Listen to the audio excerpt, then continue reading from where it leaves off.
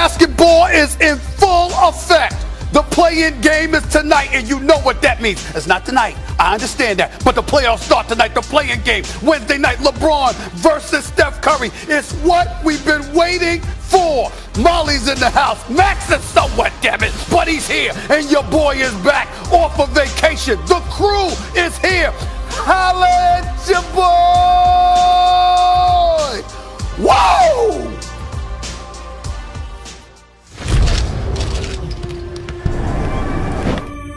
Where are you on the play-in tournament? I want to see these games. There's a little randomness. I don't see the point of that. I love this. Great idea. Whoever came up there need to be fired.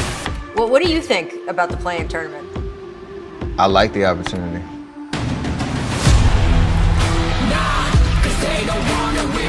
it down, King! Bridges! Oh, my God! Baby, what a party! Let's go! Let the chips fall where they may. We're ready to go.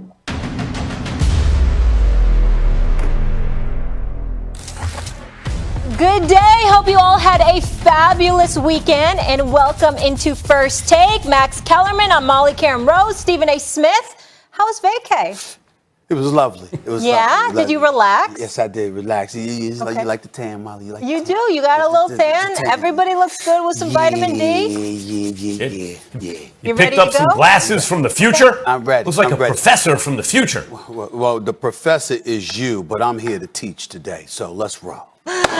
Always the teacher and always the student as well. That's the key. Let's go, guys. Steph Curry, the NBA scoring king for the 2021 season, the two-time MVP, scored 46 points in 40 minutes Sunday in a 113-101 win over the Grizzlies. And now the scoring king will face King James, as in the Lakers. That is on Wednesday. Stephen A. Smith, you are up first. Who will be more dangerous in Game 1?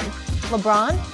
Well, Steph, I mean, when you talk about who's the scariest, who's the most dangerous dude, who's the person that you should be literally shaking and shivering at the thought of going up against, it's that brother Steph Curry. LeBron, you can pencil in the 25 to 27 a game. He's going to have a positive impact. He's the greatest player on the planet until further notice. We get all of that. But he ain't the greatest shooter, okay? The greatest shooter that God has ever created. The dude that has you petrified from the moment you step past half court. The one that has you shivering. The one that has you shaking. The one that has you in panic mode is one man. And one man above the crowd. And his name would happen to be Stephen Curry, the greatest shooter that God ever created. League leader, scoring champion, averaging 32 a game, shooting 48% from the field, 42% from three-point range. No Klay Thompson, an Andrew Wiggins who shows up sparingly, a Kelly Oubre who hasn't been gone, a Draymond Green who's your point forward and what have you. Steve Kerr's done a fabulous job coaching them, by the way. Let's give him props. But in the end, when you talk about fear,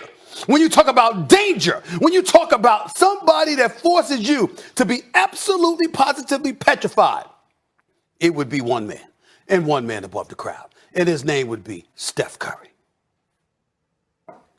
You're wrong. The answer is LeBron James. But I can't blame you for being wrong, Stephen A., because I spoke to your former college teammates. When you passed Stephen A. the ball, what happened? Oh, he was going to shoot. We weren't getting it back. I said, I know the feeling. So you make the mistake a lot of people make, which is when you hear offense, you're thinking scoring. You're thinking scoring. But Stephen A., there's a lot more to it than that. As your teammates will tell you, there's a lot more to it than that. And, of course, scoring the ball. Steph, the greatest shooter God ever created, as you always say, is also as hot as he's ever been. My God, shooting the ball, there's no doubt. But it ain't one-on-one. It's 5-on-5 at any given time. And not only is LeBron a little bit of an underrated shooter, he's 6'8", 250-plus pounds, can take it to the rack, oh yeah, and has as good court vision as anyone who ever lived, and is in the argument for greatest passer of all time. So that guy, in terms of leading an offense, dangerous on offense, is the answer. To mention nothing of the matchups. Lakers are really good defensively. Right there, you ain't going to stop Steph, but the Lakers have the best chance.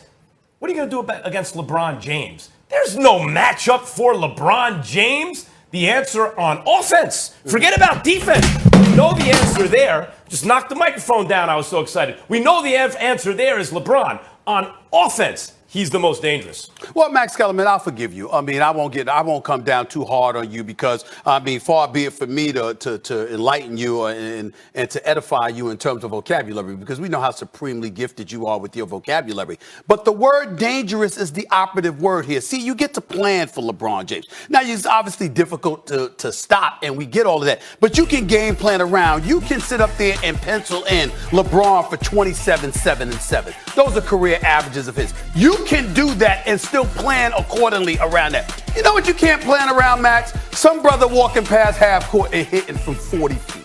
Some brother that just shoots it from the parking lot. Some brother that just sits up there and extends your defense and compromises you in such a way that you can't plan for it. You're literally a coach, and you're just throwing your hands up in the air. There's nothing you can do.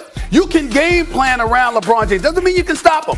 Doesn't mean you can stop his effectiveness, his efficiency, or anything like that. Doesn't mean that when he's healthy. But Steph brings a different dimension. And that word dangerous comes into play because what I'm saying is when Steph is flowing on an elite level, the impact that he has on the game is so profound that it even usurps and eclipses that of a LeBron James. Because when you're pulling up from 40 and you're making those shots and you're forcing a defense to extend and compromise themselves to that degree, no, you're not holding the ball, being a point forward and running the offense that way. But what you've done is you've made everybody else vulnerable. Last week, I'm in the islands, and I take the opportunity to watch First Take. By the way, all of y'all did a very fabulous job in my absence. Thank you very, very much.